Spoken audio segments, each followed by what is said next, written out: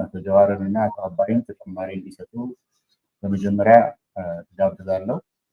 ከዛ በኋላ በተሰጠው የተራ መሰረት ጋዜጠኞች ጥያቄዎችን ይጠይቃሉ። ጥያቄያችሁን አደራችሁን ቀጥታ ጥያቄ ጠይቁልን። አንድ ጥያቄ እንድትጠይቁ ነው የሚፈቀድላችሁ። ከዛ በኋላ ጊዜ እንደፈቀደ ሌሎች ጥያቄዎችንም እናከታተላለን። መልስ የሚመልሱትም ተሰብሳቢዎቹ መልስ የምትመልሱትም ያው ካለን ጊዜ አንጻር በተወሰነ ደቂቃ ጨርሱና ቶሎ ቶሎ አስፈላጊውን መሸፈን ይገባቸዋል የሚባሉት ነገሮች ሸፍነን እንድንወጣ ጊዜን ከግምት ውስጥ በማስገባት እንድንናገር ጠይቃለሁ። አሁን ይሄ ባለፈው ነሐሴ 17 በ2017 በኢትዮጵያ አቆጣጠር በሀገራችንና በሕዝባችን ላይ የተጋረጠ ወቅቱ የህልውና አደጋ አብዝቶ ስላሳሰበን የተሰባሰብን በግል ተነሳሽነት በራሳችን ተነሳሽነት የተሰባሰብን ከአገሪቱ የተለያዩ ክፍሎች የመጣን በፖለቲካ ውስጥ ብዙ የተለያየ ደረጃ ያለው ተሳትፎ ያለን ሰዎች እንዲሁም በኢትዮጵያ ጊዜያዊ ሁኔታም ይሁን በርዕዮተ ዓለም አመለካከት የተለያየ አስተሳሰብ ያለን ሰዎች የተሰባሰብ ነው። ይሄ በሌሎች ቦታዎች ስብሰባዎች እንደሚካሄዱ እናውቃለን። በኢትዮጵያ ውስጥም ብዙ ስብሰባዎች በበየነ መረብም በአካልም ብዙ ስብሰባዎች እየተካሄዱ ነው ያሉት። ዋናው ነገር በሀገራችን ውስጥ ያለው ሁኔታ እጅግ አሳሳቢ ስለሆነ አደገኛ ሁኔታ ላይ ስላለ ጦርነት የሚያቆም የመሰለ ስላልሄደ እና በዛ ሳቢያ ደግሞ የሀገሪቱ የፖለቲካ የኢኮኖሚ የርዕዮተ ዓለም ቀውስ በአጠቃላይ ሀገሪቷ መፈራረስ አደጋ ላይ እየደረሰች መሆኑን የኢትዮጵያ ሕዝብ ሁሉ በየቦታው ስለተገነዘበ ይገናኛል። እኛም ከነዚህ ውስጥ አንዱ ነን ማለት ነው። ከተገናኘን በኋላ በተለያዩ ጉዳዮች ላይ ተወያይተናል። እነዚህ ጉዳዮችን በመግለጫ አውጥተናል። እነዚህም በአጠቃላይ ምን እንደሆኑ ትንሽ ሀሳብ ለመስጠት ሞክራለሁ። ሌሎችም ይጨምሩበታል። ዋናው ነገር አደጋ በኢትዮጵያ ላይ እያንዣበበ ነው። ሰላም የለም፣ ጦርነት አልቆምም፣ አገዛዝም በኢትዮጵያ ላይ የሚያደርሰው አደጋ እንዲሁ እነዚህን አደጋዎች እየተባባሱ እንዲሄዱ እያደረገ ስለሆነ በእነዚህ ሁኔታ ላይ የተቀናጀ ትግል ማድረግ አስፈላጊ መሆኑን ስለተማመንን ነው የተገናኘ ነው። በዚህ ላይም ከንግግራችን ተስማምተናል። ይህንን ውይይታችንን በተግባርም ለማሳየት አንዳንድ ሀሳቦችን ከነጋገርን በኋላ ውሳኔዎችን አሳልፈናል።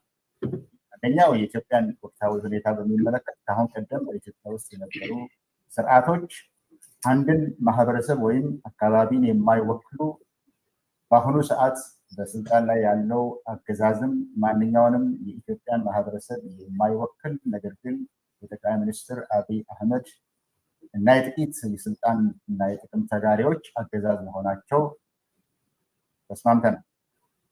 ይህም አሁን ስልጣን ላይ ያለው አገዛዝ ከማንኛውም ከዚህ በፊት ከነበሩት ስርዓቶች የበለጠ እጅግ በከፋ ሁኔታ በጦረኝነት እና በከፋፋይነት ታይቶ በማይታወቅ መንገድ ሀገሪቱን እየከፋፈለ በህዝባችንና በሀገራችን ላይ ከፍተኛ የህልውና አደጋ የደቀነ መሆኑንም ተግባብተናል። ስለዚህም በተባበረ ክንድ በተባበረ ትግል ካልተወገደ በኢትዮጵያ ውስጥ የእርስ በርስ ጦርነት እንደማያቆምና እልቂት እንደሚበዛ ሀገርን ልትፈርስ እንደሚችል ተግባብተናል።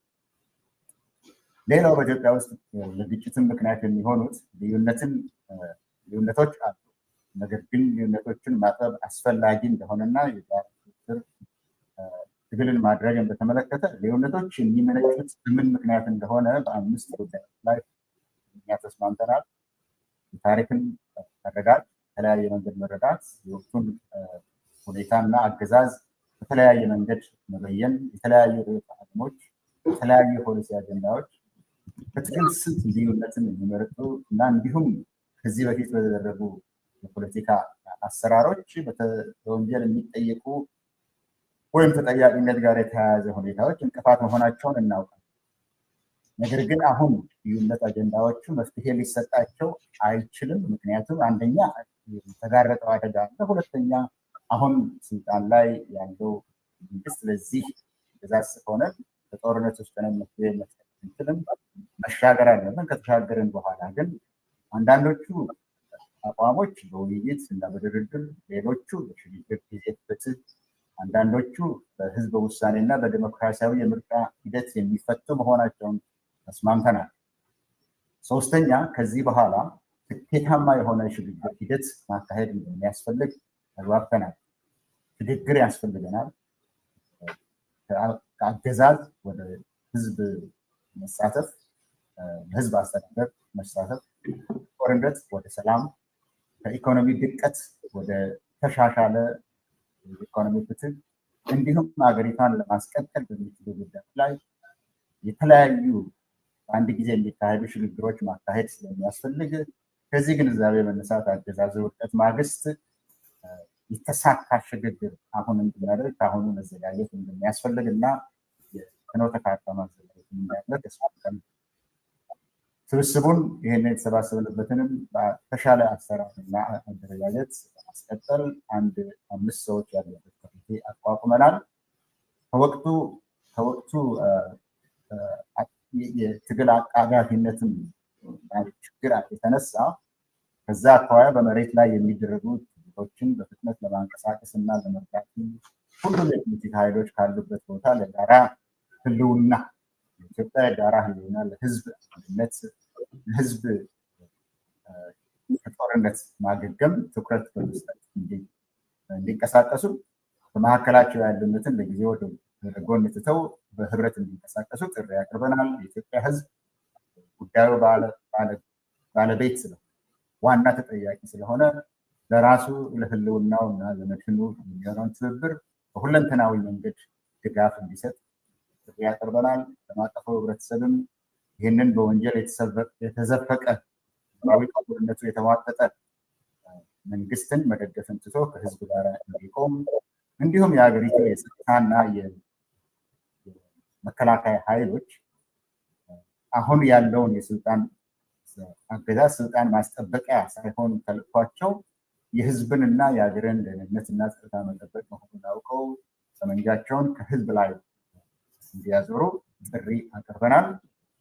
አጠቃላይ በዚህ ጉዳዮች ላይ የተነጋገርነው እነዚህን ውሳኔዎችን ያሳለፍነው ወደፊትም እንደምንቀጥልበት ተስማምተናል። በዚህ ላይ ከተናገርኩት ላይ አቶ ልደቱ በመጀመሪያ ቀጥሎ አቶ ጀዋር ቀጥሎ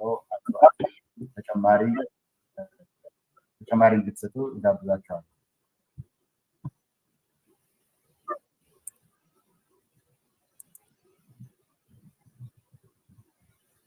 አቶ ልደቱ ተጨማሪ እንድትሰጥ። ኦኬ እሺ ጀዋር ቀጥሎ አቶ አባይ። እሺ በጣም ነው የምናመሰግነው። አመሰግናለሁ ፕሮፌሰር። ለዚህ ጉዳይ ትኩረት ሰጥታችሁ በሰዓታችሁ የተገኛችሁ የሚዲያ ሰዎች በጣም ከልብ ነው በእውነት የምናመሰግነው። ትብብራችሁ ጊዜ ተለይቶና አያውቅምና ለዛ በጣም ትልቅ አክብሮት እና አድናቆት ነው ያለን። ምስጋናችንንም በዚህ አጋጣሚ እናቀርባለን።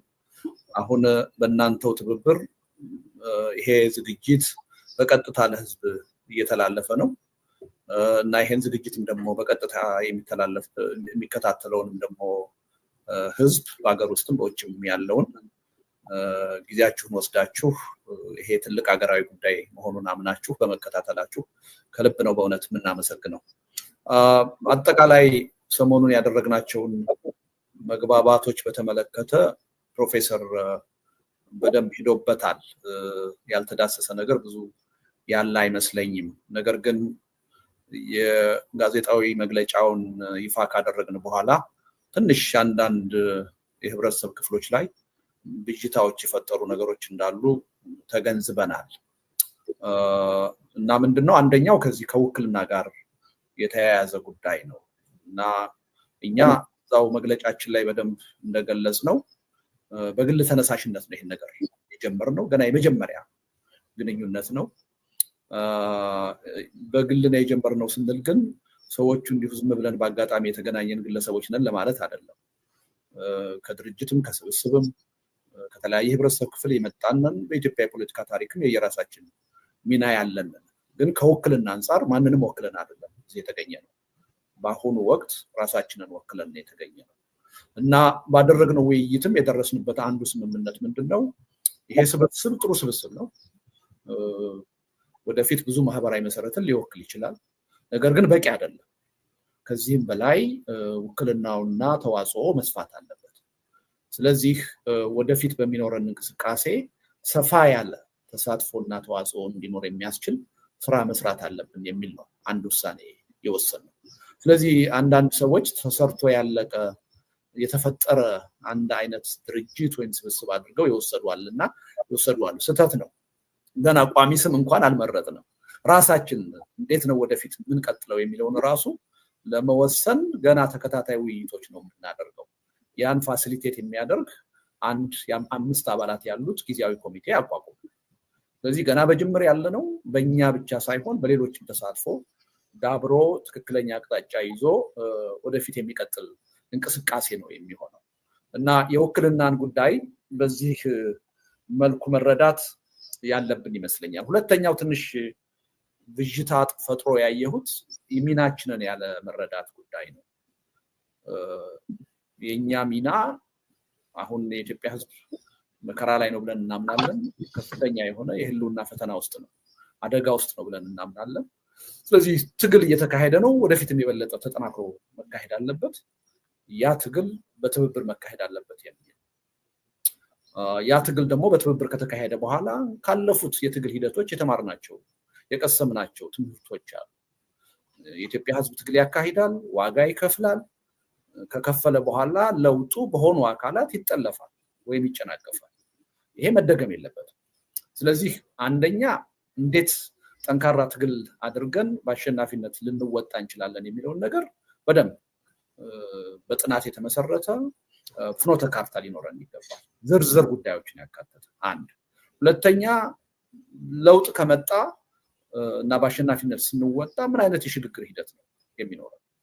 ለዚህም አስቀድመን መዘጋጀት አለብን። አሁን በስልጣን ላይ ያለው አገዛዝ በእኛ ትግል ብቻ ሳይሆን በራሱ ውስጣዊ ድክመትና ችግር ከፊታችን ባለ ማንኛውም ጊዜ ሊፈራርስ ይችላል።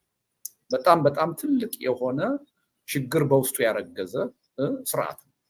ስለዚህ ዋናው ማሸነፍ ነው። የሽግግሩን ጉዳይ ኋላ እንደርስበታለን ብለን እጃችን አጣጥፈን ቁጭ ልንላቸው። ስለዚህ የሽግግርን ጉዳይ ከወዲሁ እየተነጋገርን ምን አይነት የሽግግር ነው የሚኖረው የሚለውን ነገር አንድ ፍኖተ ካርታ ያስፈልገናል የሚል መተማመን ላይ ደርሰናል። ከዚህ ውጪ ምናልባት አንደኛ ይሄ የብሔራዊ እርቅ መድረክ አይደለም። የወንጀል የጥፋት ተጠያቂነትን እኛ የመማር ወይም ደግሞ የተጠያቂነትን ጉዳይ የማካሄድ ማንዴት የለም። ይሄ ጉዳይ ደግሞ አንድ ትልቅ እንቅፋት እንደሆነ ለመሰባሰብ ተረድተናል።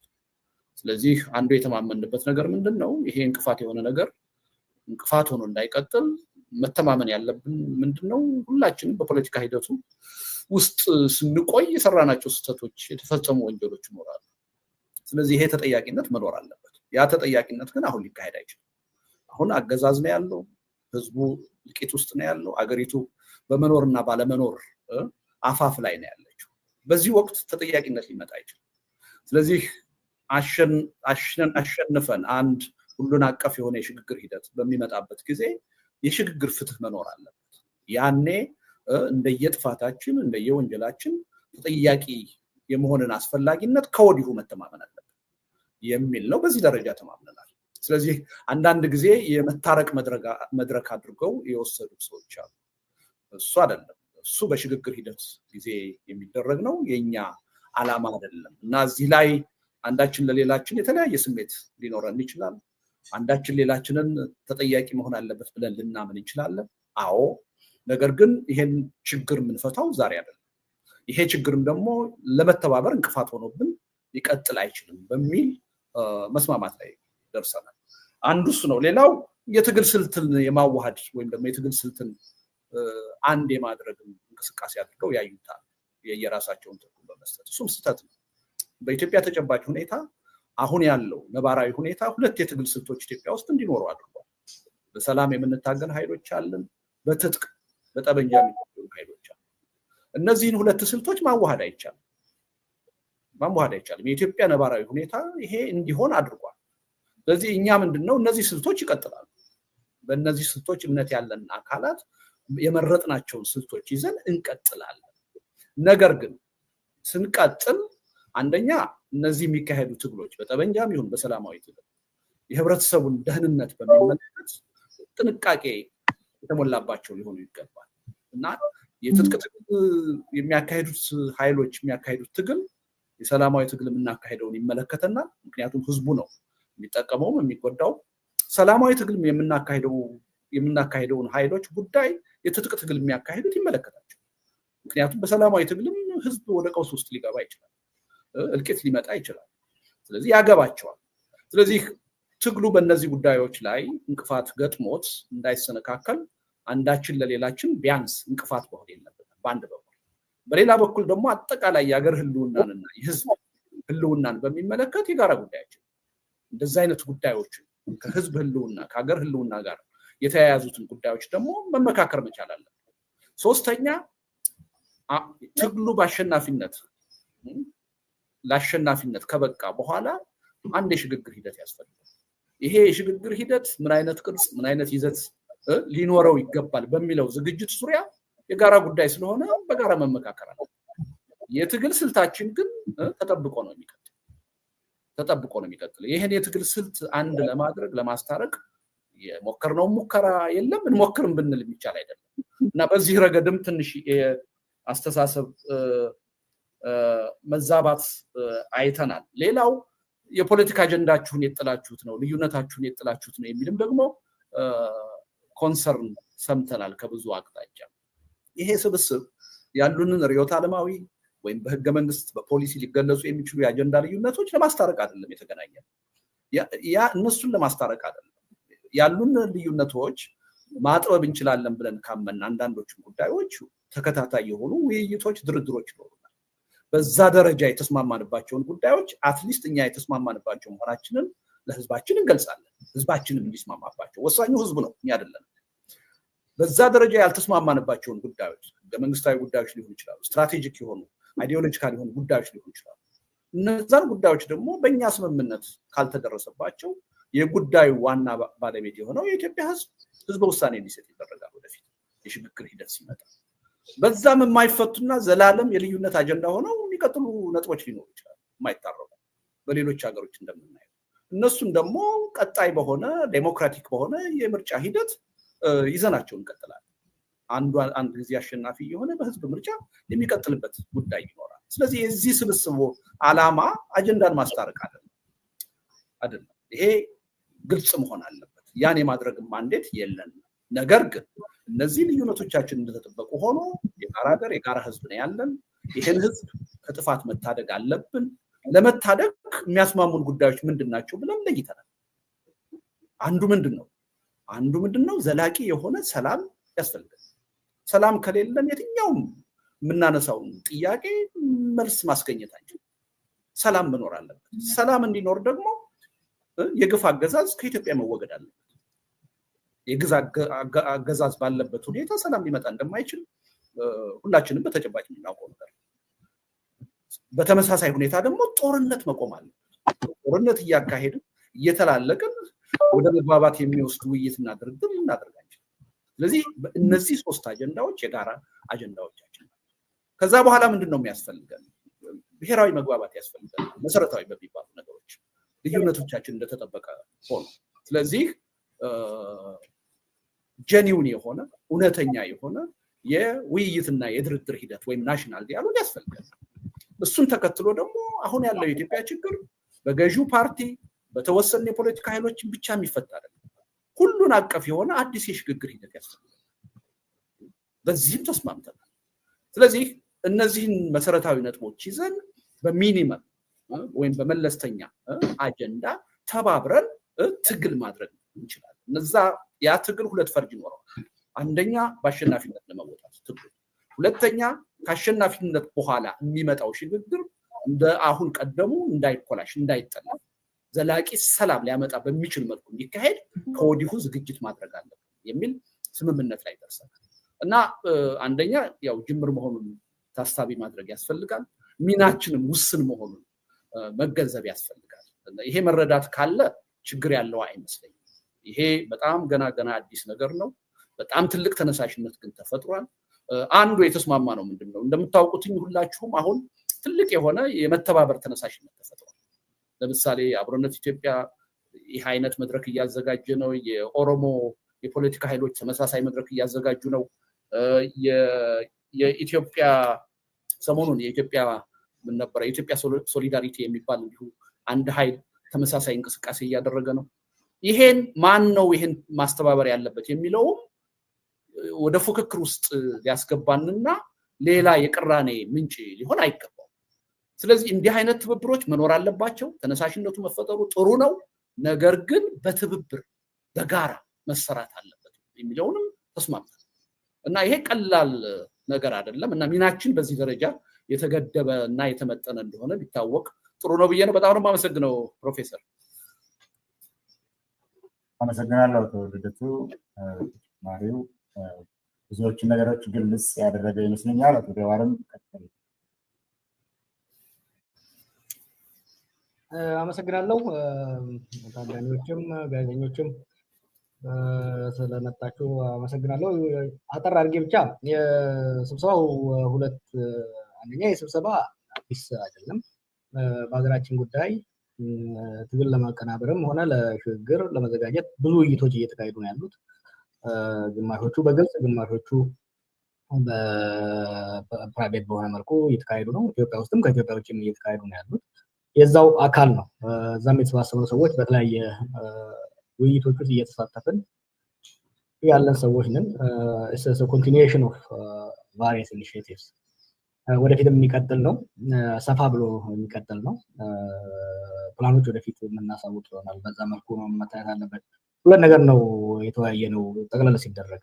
አንዱ አሁን ልደቱ እንዳለው የተካሄዱ ያሉ ትግሎችን ለማቀናጀት የተቀናጀ ትግል ለማካሄድ በትግልና በሰላማዊ መልኩ እየተንቀሳቀሱ ያሉ በተለያየ አደራጀት ያሉ ተናበውና ተደጋግፈው ለድል እንዲበቁ የማቀናጀት አስፈላጊነት ላይ ውይይት ተካሂዷል።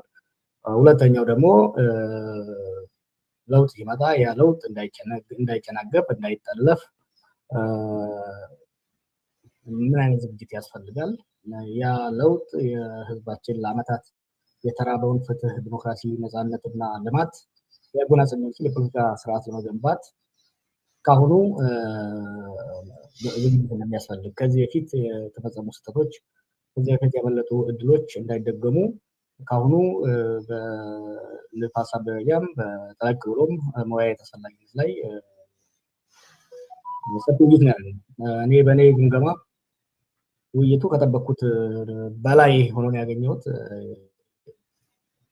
ስቴትመንት የሀገራችን የፖለቲካ ሊሂቅ የፖለቲካ ማቹሪቲ በከፍ ያለ መሆኑን የተረዳሁበት ነው። ሴንሲቲቭ የሚባሉ ድሮ ቢሆን ኖሮ ከማጨቃጨቅ አልፈው ሊባሳቱ የሚችሉ ጉዳዮች ላይ በድፍረት በጥንቃቄ በብስለት ውይይት የተካሄደበት ነበረ። እኔ በጣም ደስተኛ ነበርኩ በውይይቱ ላይ ብዙም ተሳታፊ ከዛ በኋላ ስንጫወት ውይይቱ በጣም ገንቢ እንደነበረ ነው። እንግዲህ ቢቀጥለው ከዚህ የተሻለ ውይይቶችን ዝግጅቶችን እያደረግን እንደምንሄድ ተስፋ አደርጋለሁ። አመሰግናለሁ። የተረፈው በጥያቄና መልስ እንመልስበታለን። አመሰግናለሁ። ተባባሪ አመሰግናለሁ ፕሮፌሰር። የተባለው እስካሁን ላለመደጋገም ከጋዜጠኞች የሚመጣውን ጥያቄ ላይ መሳተፉ የሚበጅ ይመስለኛል። ትንሽ አጽንኦት ለመስጠት ግን ያው የውክልና ነገር መነሻውን መድረሻውን በፕሮፌሰርና በአቶ ልደቱ ዝርዝር ተገልጿል። እዚህ ያለው ስብስብ አንዳንዴ ከሳሽም ተከሳሽም ነው።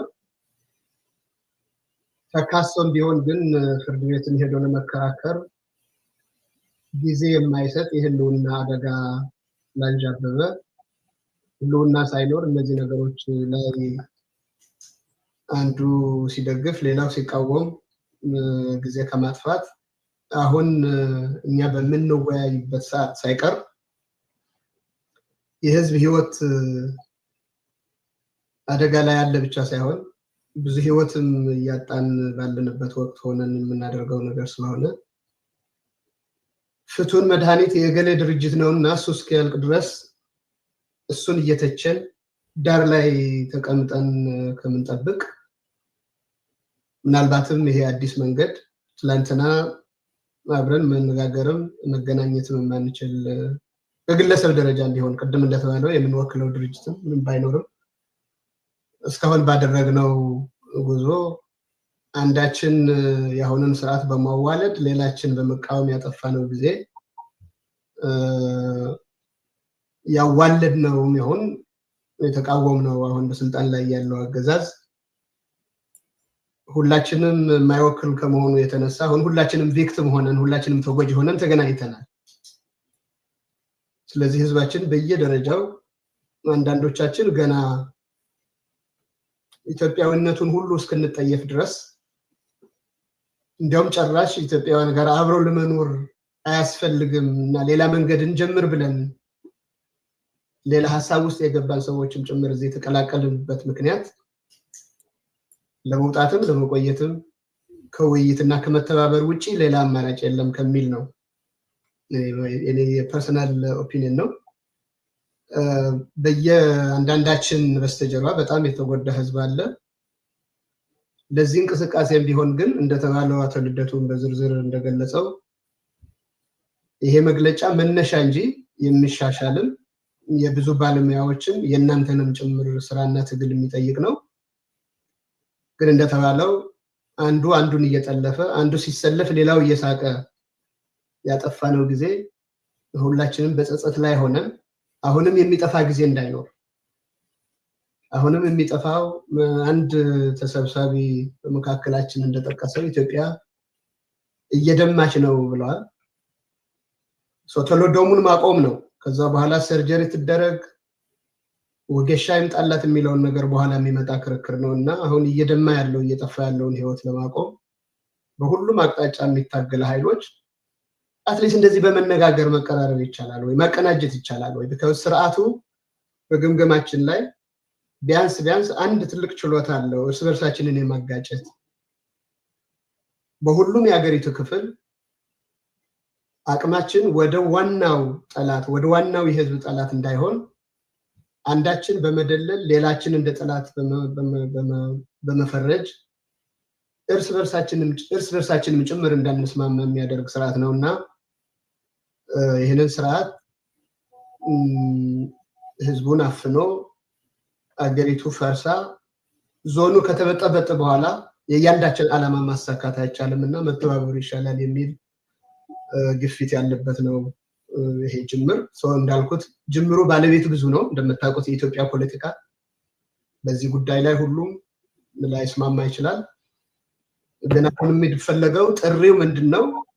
በኢትዮጵያ ውስጥ በሪጅኑ ውስጥ ስቴክ አለኝ የሚል ሰው ቀርቦ እንዲያግዝ ተባባሪ እንዲሆን ጥሪ ማድረግ ነው የመጀመሪያው ስራ። ዲቴይሎቹ በባለሙያም በፖለቲከኞችም ለፓርቲዎች የሚሰጥ ጉዳይ አይደለም። እንደተግባባ ነው የእናንተንም ጭምር የሲቪኩም የታዋቂ ግለሰቦችም የማህበራትም እንጂ ለፖለቲካ ድርጅቶች ብቻም እየሰጠን መልሰን መላልሰን የተዛሳትናቸው ስህተቶች ላለመድገም ይሄን መድረክ እናዘጋጅና መድረኩ ደግሞ የሚሰጠው ምላሽ ይኖራል። ከዚህ በላይ እንግዲህ በጥያቄና መልስ የሚመጣውን ነገር መስማቱ የሚሻል ይመስለኛል። አመሰግናለሁ ፕሮፌሰር። አመሰግናለሁ አቶ አባይ፣ ሁላችሁም አመሰግናለሁ። እዚህ ላይ ለጥያቄና መልስ ከመሄዳችን በፊት አቶ ይልቃልም አንድ ሀሳብ በተጨመረበት ምን ያህል ሰፊ ታሰሩ ያለን ሰዎች እንዳለን ሊገልጽ ስለሚችል እድል ልስጥ። ወደዛ ከመሄድ በፊት አቶ ኢንጂነር ይልቃል ፕሊዝ። አመሰግናለሁ ፕሮፌሰር። ለምን እንደሆነ አላውቅም የኔን ታይትል ብቻ ስትሪም ላይ ብዙ ጊዜ ሰዎች ስለሚጽፉት ይመስለኛል ታይትል ተጽፎ ያለውኝ ሌላው ሰው አቶም ፕሮፌሰርም የለበትም እና ለዚህ ቴክኒካል ችግር ስለሆነ አድማጭም ጋዜጠኞችንም ይቅርታ ጠይቃለሁ። ይሄ ለምን እንደሆነ እኔ ራሴ አላወቅኩም። ምናልባት ስትሪም ላይ ነበቃሉ ሁሉ ጊዜም ስለሚጽፉ አብረው የመጣ ነገር ይመስለኛል። እንግዲህ ሁሉም ነገር ተብሏል። ምንም የተለየ የሚጨምረው ነገር የለኝም። ምናልባት እንግዲህ ሁሉም ሰው ትንሽ የራሱን አስተያየት ይስጥ የሚል ካልሆነ በስተቀር ዋናው ነገር አገር የህልውና አደጋ ላይ ካለ እና እንዳለም መስማማት ደርሰናል በዛው በስብሰባችን ወቅት። ያ ከሆነ ደግሞ በአሰስመንታችን መሰረት ትግላችንን ማቀናጀት አለብን። ትግላችንን አቀናጅተን ደግሞ ይሄ መንግስት ካስወገድን በኋላ በተደጋጋሚ የሀገራችን ውስጥ እንደተከሰተው ነገር ሌላ ችግር ሳይመጣና ሀገራችን ደግሞ እንደምታውቁት አሁን ያለው ነገር ሁሉም የብሔረሰብ ንቃት ተደርጓል። የብሔረሰብ ንቃት ደግሞ በራሱ መልካም ነገር እንዳለውና የመብት ማስጠበቁ እንዳለ ሆኖ ደግሞ መገፋፋትና ሌላም ነገር እንዳይመጣ ያንን ቅሬታን የማለዘብ ጉልበት እንዲኖረንና ኃላፊነት በተሞላበት መልኩ ነገሮችን ለማስኬድ እንድንችል ከዛም አልፎ ደግሞ የጋራ ራዕይ እንዲኖረንና መጠራጠርና አለመተማመን የኢትዮጵያ ፖለቲካ ዋና ድክመቱ ነው። በጣም ትረስት ዲፊሲት በሀገራችን ውስጥ በፖለቲካችን ትልቁ እንትን ስለሆነ ያንን ለመድፈንና በህዝባችን ላይ ያለውን ጥርጣሬና ፍርሃት ደግሞ ነገ የባሰ ይመጣ ይሆነው የሚል ነገር እንዳይሆን በአንድ አቅጣጫ ልብና አእምሮውን ይዞ ያለበት ሁኔታና ይሄ መንግስት መወገድ እንዳለበት የኢትዮጵያ ህዝብ በሙሉ የሚያምን ነው የሚመስለኝ። ያ ከሆነ ደግሞ ነገን በአስተማማኝ ሁኔታ ማየት እንዲችል እንደዚህ አይነት ከተለያየ የፖለቲካ ስፔክትረም ያለን ሰዎች ተሰባስበን በልዩነት ውስጥ መስራት እንደምንችል ማሳይተን ያንንም በሚገባ ግልጽ በሆነ ሁኔታ ከየት ተነስተን የት እንደምንሄድ ቅድም እንዳልነው አካባቢ ያለንበትን ሁኔታ ገምግመናል። ትግላችንን ማቀናጀት እንዳለብን አውቀናል።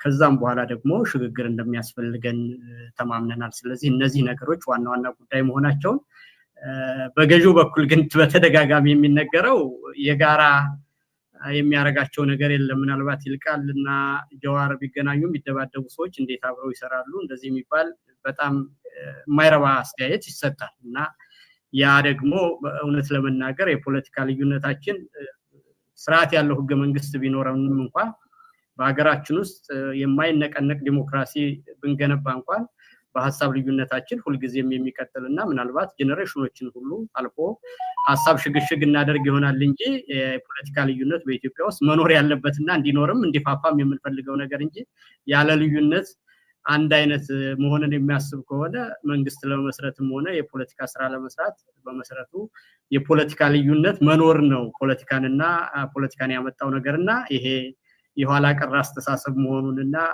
ምናልባትም እንደው ያላቂዎች ፍረጃ ስለሆነ ያንን ነገር ከቁም ነገር እንዳይወስደው አድማጭ እንዲረዳው ፈልጋለሁ። በተረፈ ወንድሞችና ጓደኞች እንደተናገሩት በስብሰባው ውስጥ ትልቅ መከባበር ነበረ፣ ትልቅ ብስለት ነበረ። በአገሪቷ ያለችበትን ሁኔታ በተመለከተ በጣም ተቀራራቢ የሆነ አመለካከት እንዳለን እና አግኝቻቸው ከማላቅ ሰዎችም በሐሳብም ከምራራቃቸው ሰዎች ጋር ስንነጋገር በዛ ደረጃ በበሰለና ልዩነትን አሳድሮ በጋራ ጉዳይ ላይ መስራት ያባት መሆኑን አውቀን በዛ ደረጃ ስለተገኘን ተስፋ ሰጪ ሆኖ አግኝቻለሁ። ይሄው ነው ፕሮፌሰር ማለት የምችለው። አመሰግናለሁ። አመሰግናለሁ። ሁላችሁም እጅግ አመሰግናለሁ። አሁን እንግዲህ ያው ሀገራችን ላይ አደጋ አንዣቧልና ይሄ አለ የሚባል ነገር አይደለም። ስለዚህ ነው የተሰባሰብነው። እንደዚህ ከቀጠለ ደግሞ የመፈራረስ አደጋም አለ። መንግስት ደግሞ ብቻውንም ያስተካክለው አይችልም። መረባረብ አለብን ብለን ነው። ሰላም ያስፈልጋል። ሰላም ደግሞ በጦርነት ሳይሆን በንግግር በውይይት የተለያዩ ሀሳብ ያላቸው ሰዎች በመቀራረብ ነው የሚል ሀሳብ ስላለን ነው የተገናኘነው የሚለው ነው ጭብጡ ጊዜ ላይ ያለው። አሁን እንግዲህ ጊዜ ነው ይወስንልን። ስንጠይቁትም ተጠራችሁ የምትጠይቁትም አጠር አድርጋችሁ ቀጥታ ጥያቄ እንድትሰጡን ብዙ ሽፋን እንድናደርግ እንችላለን ማለት ነው። መልስ ሰጪዎችም መልስ ስትመልሱ አጠር አድርጋችሁ በቀጥታ እንድትመልሱ እየጠየቅኩኝ አሁን ወደ ጥያቄና መልሱ እንሄዳለን።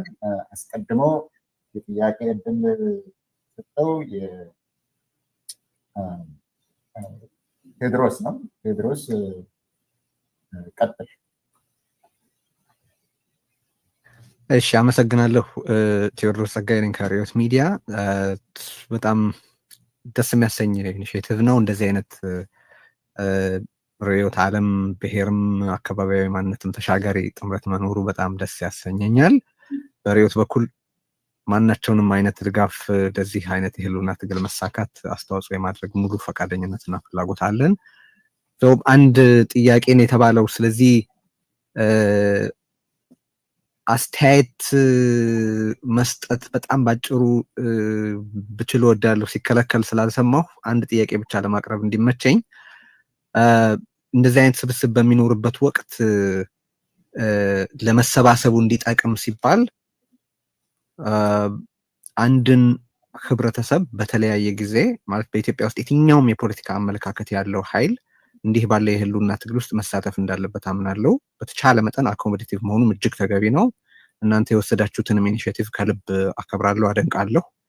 ግን አንድን ፓርቲኩላር ህብረተሰብ ያለምንም ለትርጉም አሻሚነት ካንሰር ሲሉ የገለጹ ሰዎች በዛ አስተሳሰባቸውም ላለመቀጠላቸው ምንም አይነት ፍንጭ ያልሰጡ ሰዎች ስብስባችሁ ውስጥ ሲካተቱ የሆነ ካንሰር ተብሎ የተጠራው ህብረተሰብ ህልውና የማያሳስባችሁ ሊመስል የሚችልበት እድል ስላለ በነዛ ሰዎች በኩል ልትወክሉ የፈለጋችሁትን አመለካከት ምን እንደሆነ ባላቅም ብትወክሉም ያንን ባላሉ ሰዎች ብታረጉት እንደዛ ያለ አንድን ህብረተሰብ እንደ ህብረተሰብ ካንሰር ብለው ባልገለጹ ሰዎች እነዛ የፖለቲካ አመለካከቶች ቢወከሉ ለህልውናው ትግል እንቅፋት ትቀንሳላችሁ የሚል አስተያየት ማቅረብ ወዳለሁ። ወደ ጥያቄ ልሻገርና አገዛዙ እንዲህ ያሉ በአስተያየቴም ላይ አስተያየት ተሰጡበት በጣም ደስ ይለኛል። በነገራችን ላይ በጥያቄ ላቅርብና አገዛዙ እንዲህ አይነት ጥምረቶችን ሁልጊዜ ሲከስ የሚሰማው የውጭ ኃይሎች ያደራጁት ነው፣ የውጭ ኃይሎች የላኩት ነው፣ የውጭ ኃይሎች እንዲህና እንዲያ የተልእኮ የሰጡት ነው ወዘተረፈ ብሎ ነው። እዚህ ስብስብ ውስጥ የውጭ ኃይሎች እጅ አለ ወይ? ለክላሪቲ ይህንን በደንብ ብትመልሱ ደስ ይለኛል። ይሄ አፈርና አገር በቀል ኢኒሼቲቭ ነው ወይስ የውጭ ተልእኮ ያለው ነው?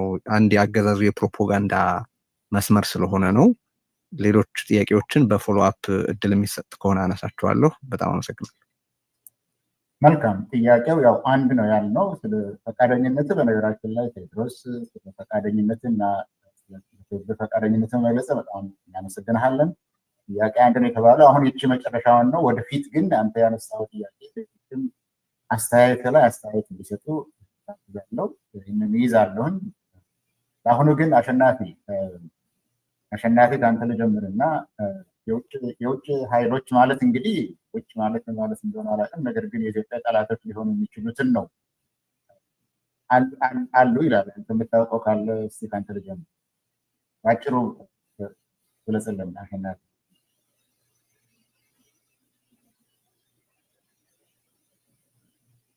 ኦኬ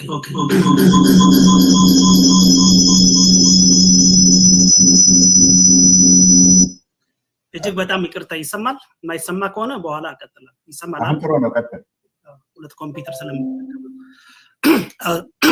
ታንክ ዩ ቬሪ ማች ፕሮፌሰር ስለሰጠኝ እድል። እንግዲህ ስርዓቱ ተለጣፊ ስሞችን እየሰጠ ብዙ ለማደናገር እንደሚሞክር እናውቃለን። እኛ ግን ኢትዮጵያውያንን በቅን ልብ ነው የተሰባሰብነው። ኢትዮጵያን ለመታደግ ነው የምንረባረበው። ኢትዮጵያ ከመፍረስ እንድትድን ሰቆቃው የህዝብና የሀገር ሰቆቃ እንዲቆም ነው ጥረት የምናደርገው። ይሄንን አድማጭም የኢትዮጵያ ህዝብም ይረዳል ብዬ ነው ማምነው። ምንም እንትን ማድረግ አያስፈልግም። ስለዚህ ምንም ጥያቄ የማያስፈልገው ነው። ብዙም በዚህ ጉዳይ ላይ ውይይት ማድረግም አያስፈልግም። ነገር ግን የህዝብ ሰቆቃ ያንገበገባቸው አካላት ናቸው የተሰበሰቡት የሚለውን የኢትዮጵያ ህዝብም ይረዳል። ሁላችንም በዛ ብንወስደው ጥሩ ነው። ሌላው ግን እኔ ለጋዜጠኞቹም በኋላ ጥያቄያቸውን ለመቆጠብ በውጪም በሚዲያ በተለያየ አግባብ ሰብሳቢው ማይታወቅ ዝም ብሎ እንትን ነው የሚል ተደጋጋሚ ውዥንብሮች ስላሉ ያው ፕሮፌሰር አሁንም እያስተባበረን ነው። የዚህ ትብብሩ የዚህ ስብስብ በአስተባባሪነት ሁሉን ነገር እያደረገ ያለው እሱ እንደሆነ በዚሁ ቢገለጽ መልካም ነው እየሰለማምን ነው። ሌላውን ብዙ ሁሉን ነገር ስለጠቀሱት እኔ የምጨምረው ነገር የለም።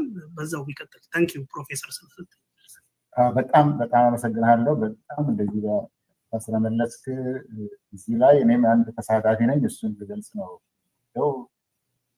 ምንም ገሌ ነው ያ አስተባብረን ስላሉ በዚህ ጉዳይ ላይ ማስተባበር እየሞከርኩ ነው። ግን ሁሉም ተሳታፊ ነው። የሚቀጥለው ሀብታሙ ተስፋዬ የሚቀጥለውን ጥያቄ ይጠይቃል።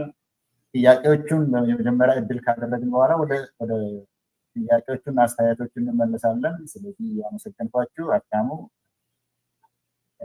ጥያቄ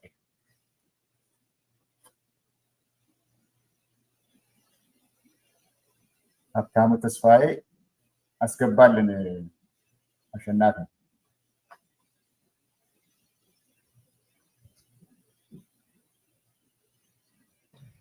እንደው በቴድሮስ ጥያቄ ላይ በኋላ ምናልባት ትንሽ እንነካው ይሆናል። እድል እሰጥሃለሁ። በእውነት ቀጥታ እሰጥሃለሁ።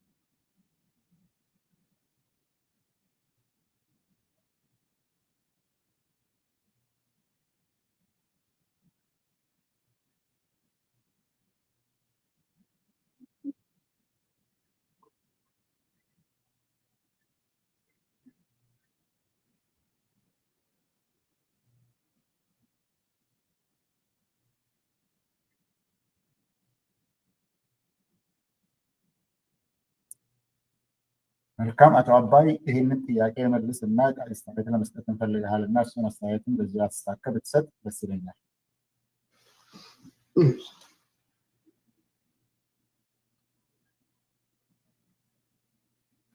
እሺ አመሰግናለሁ ፕሮፌሰር። ከቴድሮስ ትንሽ ከቴድሮስ ጥያቄ ልጀምር እና በዛው የዚህ የብልጽግና መንግስት የአብይ መንግስት ክስ ከውስጥ የሚነሳውን ትግል ወደ ውጭ የማላከኩ ነገር የተለመደ ነው እንደተባለው። ግን አንድ መረሳት የሌለበት የአብይ አስተዳደር ራሱ የውጭ ኃይል ያለበት የራሱ መንግስት ነው። በውጭ ጉዳይ ሚኒስትሩ አማካይነት ከውጭ ኃይሎች ጋር የሚሰራ አልፎ አልፎም በድብቅ ከውጭ የሚመጡትን ድጋፎች ሁሉ ለህዝብ የማይገለጽበት የውጭ ጣልቃ ገብነት ያለው ኢትዮጵያ ውስጥ ነው። ኢትዮጵያ ስርዓቱ ራሱ የሚያጋባው ስርዓት ነው የውጭ ጣልቃ ገብነት ያለው። ግን አንዱ ዓላማ ከተሳካ አንዱ የትግል ስልት የኢትዮጵያ ህዝብ የሚያደርገው ትግል ሁሉ በዲፕሎማሲ በኩል የውጭ ኃይሎች ተባባሪ እንዲሆኑ ማድረግ ነው። የተለየ ዓለም የተለየ አይላንድ የለንም። ከተለያዩ ከጎረቤትም ከውጭ ኃይሎችም መተባበርና የዲፕሎማሲና የአድቮካሲ ስራ መስራት ይቀጥላል። እሱ ከሆነ የሚያስፈራው ስርዓቱ።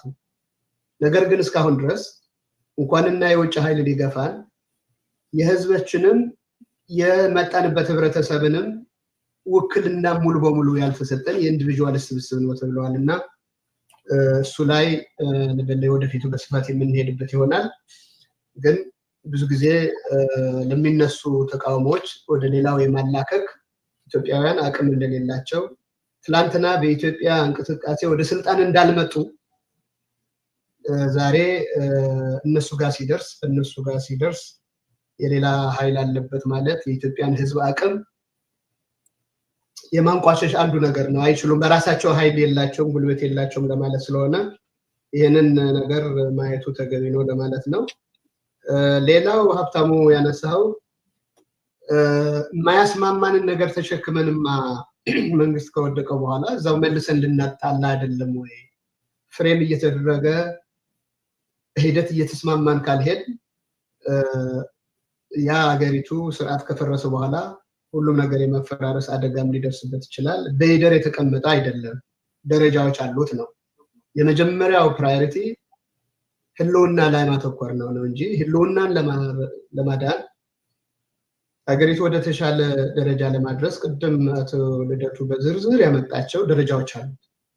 መጀመሪያ ባለቤቶቹ የሚካተቱ ኃይሎች፣ የፖለቲካ ኃይሎች፣ የኢትዮጵያ ህዝብ የሚካተትበት ሁኔታ መፍጠር ነው። በዚህ ላይ በየደረጃው የተጀመሩ ትግሎች አሉ ተብሏል። ሁሉም እያንዳንዱ በውጭም በውስጥም ያሉ የየራሳቸው ሮድማፕ አላቸው። የየራሳቸው ይሄንን ስርዓት ለመጣል የሚያደርጉት ትግል ሁሉ መቋጫ አላቸው። ያን ኦነርሺፕ የአንድ ድርጅትና የአንድ የትግል ግንባር ጉዳይ እንዳይሆን የሁሉም ኢትዮጵያውያን ስምምነት እንዲኖረው ጉዞውን ጀምረው ጉዞው ሲጀመር ግን ባለቤቱ ብዙ ነው። ቅድም እንዳልኩት እነዛን ለማሰባሰብ የመጀመሪያው ነገር ብሊዲንጉ ማቆም ነው፣ የሚፈሰው ደም ማቆም ነው። አንዱ ትልቁ ነገር ተገቢውን ጫና ተፈጥሮ በየቀኑ እያለፈ ያለውን ህይወት የማቆየት ጉዳይና ግን ደግሞ ጎን ለጎን ቅድም እንዳልነው ወደ ሰርጀሪ የሚሄደውንም ሰርጀኑን የመጥራት የማዘጋጀት ቀጥሮ የመያዝ ነው። አንድ በሽተኛ ኢመርጀንሲ ከገባ በኋላ ወዲያውኑ ሰርጀሪ አይደረግለትም። ህይወቱን ሙሉ በሙሉ የሚያድን ከበሽታው የሚገላገልበት ነገር በአንድ ጊዜ በኢመርጀንሲ ሩም አይሰራም። ሰውን እየተባለ ያለው አደጋ አለ። ህልውና እንዳይጠፋ ህልውናን ማቆየት የሚያስችሉ ስራዎችን ጀምር። ደረጃ በደረጃ ግን ፖለቲከኞች አሉ፣ ፕላትፎርሞች አሉ፣ በጣም ብዙ ትግሎች ይደረጋሉ በውስጥም በውጭም። እነዚህን ለማቀናጀት የሚያስችል የጋራ ስምምነት እንዳለ መንገድ እንፈልግ ነው፣ ጥሪ እናድርግ ነው እንጂ በሂደር የተቀመጠ አይደለም ለማለት ነው። ኦፍኮርስ መጨረሻው ዳኛው የኢትዮጵያ ህዝብ ከሆነ ለሽግግር የሚደረጉ መደላድሎች ድልድዮች እንጂ መጨረሻው ምርጫው የህዝቡ ነው የሚሆነው። አንዳንዶቹ በምርጫ ጊዜ የሚወሰኑ ነው የሚሆኑት። ለኢትዮጵያ ምን ያዋጣታል? አዲስ ኢትዮጵያ፣ የነበረችው ኢትዮጵያ፣ ሌላ አሬንጅመንት፣ ሌላ ፌደራሊዝም፣ ሌላ ኮንፌደራሊዝም። ቅድም እንዳልኩት ነው እንደኔ እንደ ግለሰብ እንኳን ሳይቀር ገና ከኢትዮጵያ ጋር አብሮ ለመቀጠል እርግጠኛ ያልሆንኩበት ሁኔታ ላይ ነው ያለሁት። ግን እኔም ሌላ ጥያቄ ያለው ሰው በሂደት በውይይት ይፈታል። ግን ሁሉም ጥያቄ እስኪፈታልኝ ድረስ ዳር ቆይቼ ዳር ሁኜ ልጠብቅ ወይስ ይህን ስርዓት በማስወገድ አስተዋጽኦ ላድርግ በሚለው ጉዳይ ላይ ነው እየተስማማን ያለን እንጂ የምትጠይቁት ጥያቄ የራሳችሁ መልስ እንደሚኖራችሁ ይገባናል። የተስማማነውም ይኸው ነው። እኛ አሁን ለኢትዮጵያ ህዝብ መልስ ጨርሰን ይሄ ነው የሚያዋጣ፣ ይሄን አይነት አሬንጅመንት፣ ይሄን አይነት አይዲዮሎጂ አንልም። ልክ ኢንጂነር ይልቃል እንዳለው ርዕዮተ ዓለሙም ልዩነቱም እንዳለ ይቆያል። ግን በልዩነት ተቻችሎ የመኖሩ ነገር የሁሉም ስምምነት ይጠይቃል እና ያ በሂደት የምንሄድበት ነገር ነው የሚሆነው። ደረጃዎችም አሉት ከ1 እስከ 4 በተዘረዘሩት በመግለጫው ላይ እንደተመለከተው የብዙ ባለሙያዎች፣ የብዙ ፖለቲከኞች፣ የብዙ የማህበረሰቡ አካላት የሚሳተፉበት ሁኔታ ነው የሚሆነው። በተለያየ ወቅት የተለያዩ ስህተቶች እንደተፈጠሩ በየፊናችን አድሚት አድርገናል። ከስህተታችን መማር እንዳለብን ቅድም እንዳልነው አንዱ አሸናፊ ሆኖ ሲወጣ ሌላው ተሸናፊ የሚሆንበት ሁኔታ ከተፈጠረ ያ መልሰን እንደገና በዛ ሳይክል ውስጥ ነው የምንኖረውና ጥያቄዎቹ በሂደር የተቀመጡ ለማለት ነው ባጭሩ ሀብታሙ። እነሱንም ቢሆን ደረጃ በደረጃ ከሽግግሩ መድረክ እስከ ዲሞክራሲያዊ ግንባታ የሚሄዱ ሂደቶች አሉ። እነዚህ ኤክስፐርትስ የሚጠይቁ የቅድም ያልነው የሁሉም ህብረተሰብ ተሳትፎ የሚጠይቁ ይሆናሉ። ዋናው ነገር ግን ይሄን ሁሉ እስኪሟላ ድረስ በየጊዜው ወረቀት እየማጨርን ቁጭ ብለን እንጠብቅ ወይስ ትግሉን አፋፍመን ወደ አንድ አምጥተን ሁሉም የሚፈልጉት ህዝቦች ስቴክሆልደሮቹ ወደ አንድ የሚመጡበት ድልድይ እንስራ በሚለው ላይ ነው፣ በዛ ደረጃ ላይ ያለ ነው ለማለት ነው። አመሰግናለሁ። አንዳንዶቹ ጥያቄዎች አስቀድመው የተመለሱ ይመስላል። አሁን ብዙ በደል የሰሩ በፖለቲካ ምህዳር ውስጥ መጠቀም የማይገባንን ቋንቋ የተጠቀሙ እንዴት እዚህ ሊቀላቀላሉ የሚችለው ያው ቀደም ሲል አቶ ልደቱም ተናግሮታል። እኛ ጠያቂዎች አይደለንም፣ ለመጠየቅም ጊዜው የለም። ነገር ግን ሰላምን ለማውረድ እና ጦርነትን ለማቆም ከሁሉም ወገኖች ጋር መነጋገር፣ ሰፊ ድንኳን መጣል አስፈላጊ መሆኑ አስቀድመን ተናግረናል። ምናልባት እነዚህ እየተደራረቡ መልሶች ሲሰጡ በቂ መልስ ሊሆኑ ይችላሉ ብዬ ገምታለሁ። ግን ወደኋላ አሁን ባለው ሁኔታ ከሄድን ተመልሰን ልናያቸው የምንችል ይሆናል። አሁን ከዚህ ቀጥሎ በቃሉ አባንድሮ ያንተ ተራ ነው። እሺ፣ አመሰግናለሁ። በቃሉ አላምራው ነኝ ከኢትዮ ኒውስ። በዚህ ፕሮግራማችሁ ላይ ሚዲያችን አንድም ሁለትም ሶስትም ሆናችሁ በተናጠልም ቢሆን ጉዳዮችን ለማብራራት ላላችሁ ሰዎች በሙሉ ክፍት ነው። እኛም ጋዜጠኝነታችንን በመጠየቅ ለህዝቡ ለመወጣት የምንፈልገውን ኃላፊነት አብረናችሁ እንደሆነ እንድታውቁ ነው። የኔ ጥያቄ ከተራ ቁጥር 2 ጋር የተያያዘ ነው እና ከተራ ቁጥር 2 ላይ በመግለጫችሁ ባሰፈራችሁት ምናልባትም ከዚህ ስርዓት በኋላ ነው ችግሮች ላይ ቁጭ ለመወያየት የምንችለው የሚለው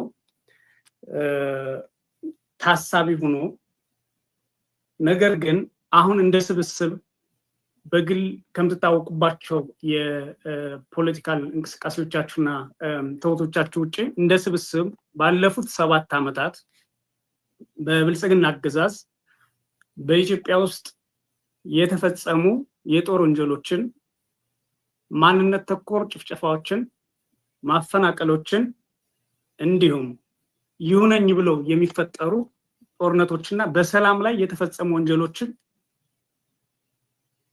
ትቀበላላችሁ፣ ታዋግዛላችሁ ወይ? ይህ ከሆነ መሬት ላይ ካሉ ኃይሎች ጋራ የሚኖራችሁ ግንኙነት የማስተባበር ነው ወይስ ጥያቄያቸውን እና የተነሱባቸውን ዓላማዎች እውቅና መስጠት ነው የሚሆነው የሚለው ነው። አመሰግናለሁ። እሺ፣ ይህንን ጥያቄ እንግዲህ መጀመሪያ ላይ አሁን ተዳርሷል። ልደቱ ወደ አንተ እመራዋለሁ። ቅድም ተናግረሃል። እንዲያውም እዚህ ላይ ተጨማሪ እንደ ሁኔታው ተጨማሪ እንዲሰጥ እናደርጋለን። ሰዓታችንን እያየን እያሳጠረን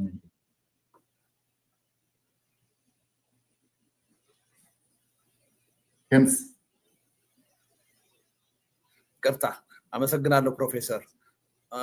አዎ እንግዲህ ተያያዥ ነገሮች አሉ። ቅድም አስተያየትም ሊሰጥበት የተባለ ጉዳይ አለ። አሁን በቃሉም ቅድም ሀፍታሙም ያቀረቧቸው ጥያቄዎች ተመሳሳይ ተመጋጋቢ ይመስሉኛል እና አንዱ ቅድምም ለማብራራት ሞክሬ ነበረ። ትንሽ ሚናችንን በደንብ ያለመረዳት ጉዳይ አለ። አጀንዳ የማስታረቅ ስራ አይደለም እኛ የምንሰራው። ቅድም እንደተባለው ምናልባት እኔና ጀዋር ወይም ደግሞ እኔና አቶ አባይ አንዳንዱ እድሜ ልካችንም ብንወያይ ማንተማመንበት ነገር ሊሆን ይችላል። ትውልድም ይዞት ሊቀጥል የሚችል ልዩነት ሊሆን ይችላል። ነገ ከነገ ወዲያ እኮ ኢትዮጵያ ወደ አስተማማኝ እና ዘላቂ የሰላም ሂደት ብትገባ እኮ እዚህ ውስጥ የምታዩን ኃይሎች የተለያየ ፓርቲ ተወካዮች ሆነን እርስ በርስ የፖለቲካ ትግል የምናደርግ ኃይሎች ነው። ልዩነት የግድ ቀድሞ መታረቅ ያለበት ጉዳይ አይደለም። ሊታረቅም አይችልም አንዳንዱ ልዩነት። ዋናው ነገር ምንድነው? ከዚህ በኋላ ያሉንን የፖለቲካ ልዩነቶችና ቅራኔዎች በፍጹም በኃይልና በጦርነት መንገድ መፍታት የለብንም። እነዛን በውይይትና በድርድር መፍታት አለብን እኛ የምንችላቸው። ከዛ ውጪና ከኛ አቅም በላይ የሆኑትን ደግሞ የጉዳዩ ባለቤት የሆነው የኢትዮጵያ ሕዝብ በህዝበ ውሳኔ መፍታት አለበት፣ መመለስ አለበት። ከዛ የተረፉትን ደግሞ ፖሊሲ ነክ የሆኑትን ጉዳዮች ደግሞ ተከታታይ በሆነ ቀጣይነት ባለው የዲሞክራሲ ሂደት በምርጫ ሂደት የሚፈቱበት ሁኔታ መኖር አለበት። በሜካኒዝሙ ላይ ነው እንጂ እኛ መስማማት የምንችለው አጀንዳችንን ከወዲሁ ልናሳርቅ አንችልም። ይሄ ስብስብ እየተፈጠረ ያለው አንድ ፓርቲ ለመሆን አይደለም፣ አንድ መንግስትም ለመሆን አይደለም። ከሽግግር መንግስቱ ሂደቱ በኋላ ከዚህ ውስጥ ምናልባት አንድ ፓርቲ ወይም 2 ፓርቲ 3 ፓርቲ በጥምረት ሊሆን ይችላል መንግስት የሚሆነው። ሌሎቻችን ተቃዋሚ ሆነን ሊሆን ይችላል የምንቀጥለው። አጀንዳዎቻችን የግድ አሁን ሊታረቁ አይችሉም። ይሄን በደንብ መገንዘብ ያስፈልጋል። ሁለተኛ የያዝናቸው አጀንዳዎች የራሳቸው ማህበራዊ መሰረት አላቸው። የህዝብ አጀንዳዎች ናቸው እነዛን አጀንዳዎች እኛ ዛሬ ተሰባስበን አስታርቀናቸዋል ብለን የማለት ማንዴትም የለንም። ይሄን ግንዛቤ ውስጥ ታስገቡት ጥሩ ነው። አሁን ዋናው ነገር ያ አይነት የተደላደለ የዲሞክራሲ ምህዳር መፍጠር የሚያስችል ሰላም እንዴት ነው የሚኖረው? ከአገዛዝ እንዴት ነው የምንላቀቀው? ከጦርነት ሂደት ከዚህ አዙሪት እንዴት ነው የምንወጣው የሚለው ጉዳይ። ከዛ በኋላ ይሄ ስብስብ እንደ ስብስብ እኮ መቀጠል የለበትም። የተለያየ ፓርቲ ሆነን እንደው የምንታገል ነው እርስ በርሳችን የምንሆነው። ስለዚህ ይሄ ስብስብ እየሰራ ያለው አንድ ፓርቲ ለመሆን አይደለም። አንድ ፓርቲ ነው በሁሉም ጉዳዮች ላይ ተመሳሳይ አቋም ሊኖረው ይችላል፣ ወይም ደግሞ አንድ መንግስት ለመሆን አይደለም። ይሄን በደንብ መረዳት ጥሩ ይመስለኛል እና ይሄ ጥያቄ መቆም ያለበት። ይሄ ማለት ግን በመካከላችን ደግሞ በጋራ ልንሰራቸው የሚገቡ ጉዳዮች ማለት አይደለም። ቅድም ዘርዝረናል አሉ 1 2 3 4 ተብለው የቆጠርናቸው ጉዳዮች አሉ። እነዛ በጋራ ለመታገል በቂ አጀንዳዎች ናቸው በአንድ በኩል። በሌላ በኩል ደግሞ ኢትዮጵያ ያለችበት ነባራዊ ሁኔታ አደጋው በህዝብና በሀገር ላይ የተደቀነው አደጋ ወደድንም ጠላንም በጋራ እንድንታገል አስገዳጅ ሁኔታ ፈጥሯል። ትልቅ አጀንዳ ነው እሱ ራሱ። ያ አደጋ ደግሞ አንዳችንን ሁለታችንን ብቻ የሚመለከት አይደለም፣ ሁላችንንም የሚመለከት እስከሆነ ድረስ የጋራ ትግል የተባበረ ትግል ማድረግ አለብን የሚል ስምምነት ነው እንጂ የተለያዩ አወዛጋቢ ጉዳዮችን ህገ መንግስታዊ የሆኑ ስትራቴጂክ ጥያቄዎችን የሚመለከቱ የፖሊሲ ጉዳዮችን አሁን ልናስታርቅ አይደለም። እናስታርቅም ብንል ምንሰራውን ማናውቅ ነው የሚሆነው፣ የሚቻል ነገር አለ። ይሄን በደንብ ብናስብበት ጥሩ ነው እና ይሄ አይነቱ ብዥታ መቀጠል ያለበት አይመስለኝም። የሚዲያ ሰዎችም ህብረተሰቡ በአግባቡ ቢረዱት ጥሩ ነው ብዬ እላለሁ። ሌላው አሁንም ቅድም ቴዲ ያቀረበው ጥያቄ አለ ከተጠያቂነት ጋር የተያያዘ፣ እሱም ላይ ግልጽነት ቢኖር ጥሩ ይመስለኛል። ይሄ አካል አንድን አካል ከሌ ወንጀለኛ ነው ከሌ ንጹህ ነው ብሎ ሊከስም ይችላል። አንዳችን ሌላችንን ቅድም አቶ አባይ እንዳሉት ተጠያቂ የምናደርግ ነው። ለዚህም ነው እስካሁን ድረስ ተሰባስበን መነጋገር ሳንችል የቀረን። እንዴት ከከሌ ጋር ተገናኝቼ እንነጋገራለን? ከሌ እኮ ወንጀለኛ ነው እያል አንዳችን ሌላችንን እየከሰስን ነው በልዩነት የቀጠልነውና የህዝባችንን ፈተና መታደግ ያልቻል። ይሄን ነገር እንዴት ነው ማለፍ ያለብን ብለን ነው አሁን መፍትሄ እያመነጨን ያለው። ይሄ በጣም ታሳቢ መሆን አለበት። አሁን እኔን ብትወስዱኝ 33 ዓመት በትግሉ ቆይቻለሁ። በየጊዜው ብሔራዊ እርቅ ኢትዮጵያ ውስጥ መምጣት አለበት እያልኩ ስታገል ነው የኖርኩት። ብዙዎቹ እዚህ ውስጥ ያላችሁ ተመሳሳይ አቋም እንዳላችሁ አውቃለሁ። ብሔራዊ እርቅ ይምጣ ስንል እኮ የተመሳሳይ አስተሳሰብ ያለን የምንግባባ ሰዎች እንታረቅ እያልን አይደለም፣ ወይም ደግሞ የሀሳብ ግጭት ያለን ሰዎች ብቻ እንታረቅ እያልን አይደለም። ጠበንጃ ይዘው የተገዳደሉ ደም ያፈሰሱ ኃይሎች ሁሉ ወደ እርቅ መድረክ መምጣት አለባቸው እኮ እያልን ነው። በ27 ዓመቱ የኢህአዴግ አገዛዝ ኢህአዴግን እኮ እውነተኛ የሆነ ብሔራዊ እርቅ መምጣት አለበት እያልን እኮ ስንጠይቀው ነበር። ከሱ ጋር ቁጭ ብለን ለመወያየት ለመደራደር እኮ ጥያቄ ስናቀርብ ነበር። ስላልተቀበለ ነው ትልቁ ችግር የተፈጠረው። አሁን በስልጣን ላይ ያለው መንግስት ከዚህ መንግስት በላይ ጨፍጫፊ መንግስት የለም፣ ወንጀለኛ መንግስት የለም። ነገር ግን የኢትዮጵያን ችግር ለመፍታት ሌሎች ሚሊዮኖች ነገ ከነገ ወዲያ እንዳያልቁ ለማድረግ አገር እንዳይፈርስ ለማድረግ ከዚህ መንግስትም ጋር እኮ ተነጋግረን ችግራችንን ለመፍታት ፈቃደኞች ነን። ችግሩ አገዛዙ ፈቃደኛ ሊሆን አልቻለም። ሌላው ቀርቶ እኮ አሁን የምክክር ኮሚሽን እየተባለ አሁን ህዝብን እያደናገረ ያለው አካል ጀኒውንሊ በሐቅ እውነተኛ የሆነ አገራዊ መግባባት ለመፍጠር የሚሰራ ቢሆን እኮ ሁላችንም እኮ እዛ ውስጥ ታገኙን ነበር። ከገዢው ፓርቲ ጋር እኮ ቁጭ ብለን ለመነጋገር ፈቃደኞች እኮ ነበር። ገዢው ጋር ፓርቲ ሰላማዊ ሆኖ ነው? ገዢው ፓርቲ ወንጀል ያልፈጸመ ሆኖ ነው? አይደለም። እንኳንስ በንግግር ደረጃና በተግባር ወንጀል ፈጽመዋል ብለን የምናምንባቸው አካሎች ጋር ሁሉ ቁጭ ብለን ተነጋግረን በጠረጴዛ ዙሪያ ችግራችንን መፍታት አለ። ያ ችግራችንን ለመፍታት በምናደርገው ጥረት ግን ተጠያቂነት የማይታለፍ ጉዳይ መሆን አለ። ጊዜው ግን መመረጥ አለ። መቼ ነው ያ የሚሆነው? በጦርነት ውስጥ ሆነን እርስ በርስ እየተላለቀን አሁን ባለንበት ሁኔታ ያን ማድረግ አንችልም። ስለዚህ አገዛዝ ተወግዶ ዘላቂ ሰላም ሰፍኖ ጦርነት ተወግዶ አዲስ የሽግግር ሂደት ሲጀመር የሽግግር ፍትህ መኖር አለ። ማናችንም ላጠፋ ነው ጥፋት ተጠያቂ መሆን አለ። በዚህ መተማመን አለብን። አይ ተጠያቂ መሆን የለብኝም የሚል አካል ካለ የዚህ ስብስብ አካል ይሆናል የሚል እምነት የለኝም።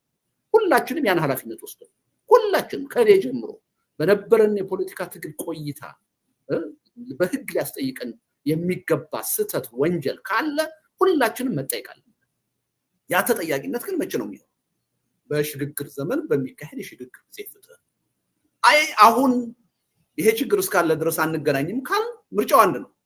አገዛዙ ይቀጥላል፣ ኢትዮጵያም ትፈርሳለች፣ ህዝቡም ይተላለቃል። በዛ ደረጃ ያለ ችግር ሆኖብን እንጂ አሁን ኢትዮጵያ ውስጥ የተረጋጋ የፖለቲካ ሁኔታ ቢኖር አንዳችን ከሌላችን ጋር ጭራሽ መገናኘትን ላንፈልግ እንችላለን። ግን አትስቴክ ያለው እጃችን ላይ ያለው ፊታችን ላይ ያለው ነገር የህዝብ ጉዳይ ነው፣ የሀገር ጉዳይ፣ የሚሊዮኖች እልቂት ጉዳይ። ስለዚህ ትናንት የተናገረው ነገር የሰራው ነገር አብሬው እንዳልቀመጥ አያስችለኝም ካልኩ ሌላ ሚሊዮን ህዝብ ያልቃል። ይሄን በሆደ ሰፊነት በማየት ነው እንጂ እንደዚህ አይነቱ ነገሮች ሁላችንንም ሳያመን ቀርቷል። ደግሞ የተጠያቂነቱ ጉዳይ አሁን አንዳችን ጣታችን በሌሎች ላይ የምንሰነዝርበትም አይደለም። የኢትዮጵያ የፖለቲካ ሂደት ተበላሽቷል። አብዛኛው የፖለቲካ ሂደት እጁ ብዙ ስተትና ችግር ውስጥ ተዘፍቋል። ታስታውሳላችሁ ከ2 ዓመት በፊት የሰብአዊ መብት ድርጅቶች ያወጡትን መግለጫ የምታስታውሱ ይመስላል። አብዛኛዎቹ ኃይሎች እጃቸው ወንጀል ውስጥ ተዘፍቋል የሚል መረጃ ነው እየመጣ ያለው። ስለዚህ በዛ ተጠያቂነት ላይ ማመን፣ ሁላችንም ተጠያቂ ለመሆን ዝግጁ መሆን ነው ያለብን። ይሄ ጉዳይ እንቅፋት ሆኖ እንዳንተባበር የሚያደርገን ከሆነ ግን ይቺ ሀገርና ይሄ ህዝብ ያልቅለት። የህልውናውን ችግር መቀልበስ አንችልም ማለት ነው፣ የምርጫ ጉዳይ። ስለዚህ ትልቅ የህዝብ ጉዳይ ሆኖብን እንጂ እንዲህ አይነቱ ነገር እንደማንኛውም ሰው የማያመን ሆነን አይደለም። አሁን እዚህ መድረክ ላይ የተገናኘ ነው አንዳንዶቹ ሰዎች ቅዳሜ ዕለት ውይይት ያደረግነው ብዙዎቻችን እከሌ ካለ አንገኝም የምንል አየነው፣ ግን እንደማያዋጣ የትም እንደማይደርስ በዛ መቀጠል ሌሎች ሚሊዮኖች ለሌላ እልቂት እንደሚዳርግ ተገነዘብ። በቃ ይሄን ስሜታችንን ገርተን ወደ ትብብር መምጣት አለብን። በዛ መንገድ ነው ህዝባችንን ሀገራችንን ማዳን ያለብን ብለን ነው የመጣ እንጂ አንዳችን ሌላችንን በዛ ደረጃ ተቀብለን ነው ማለት አይደለም። እና ይሄም እኔ በበቂ ሁኔታ ግንዛቤ ውስጥ ቢገባ ይመስለኛል። ይሄ የውጭ ኃይል የሚለው ነገር አለበት ወይ የሚለው ሲነሳ ሰምተናል እዚህ ምዛም። አንዳንዶቹ በድፍረት እንደውም የኤርትራ መንግስት የሚያቋቁመው ስብስብ እንደሆነ አድርገው ለማውራት ሲሞክሩ ሰምተናል። እና አይደለም ቀርቶ የውጭ ኃይልና ይሄን ስብስብ እዚህ ስብስብ ውስጥ የበላይ ሆኖ አንድ አካል ሊመራው አይችልም። ከዚህ በኋላ ተስማምተን ተከባብረን ተወያይተን ተማምነን ነው መጓዝ የምንችል። ይሄ ስብስብም የማንንም የበላይነት ሊቀበል አይችልም። ወደፊት የምትመጣው ኢትዮጵያም የማንንም የበላይነት ልትቀበል የምትችል አንዳችን ሌላችንን በማሸነፍ ወይም የበላይ በመሆን የምንቀጥልበት ሁኔታ ተዘግቷል ብለን ነው። ስለዚህ እንኳንስ ቀርቶ እንደ ሻዕቢያ አይነቱ ኃይልና ማንም ሊያዘን አይችልም፣ ጣልቃ ሊገባብን አይችልም። ይሄን ግምት ውስጥ ማስገባት ያስፈልጋል። ሌላው ቅድም ያልኩት ከዚህ ከመቋቋም አንፃር ገና ነን። ሊደርሺፕ ራሱ አልመረጥንም፣ እስካሁን ገና ነን። ስያሜ ራሱ አልመረጥንም። ያን በሂደት አካታች በሆነ ሁኔታ ወደዛ ነው የምንሄደው። ግን ለምሳሌ የዛሬን ስብስብ ይሄን ሂደት ፕሮፌሰር እንዲመራልን መርጠነዋል። ግን የስብስብ አጠቃላይ ሊቀመንበር መሪ የሚባል ነገር እስካሁን አልመረጥንም። ወደዛ ደረጃም ቸኩለን መሄድ አንፈልግም። ምክንያቱም ገና ነው፣ ይሄ መድረክ ጠባብ ነው፣ የበለጠ አሳታፊ መሆን አለበት የሚል እምነት አለን ለማለት ነው። አመሰግናለሁ። መልካም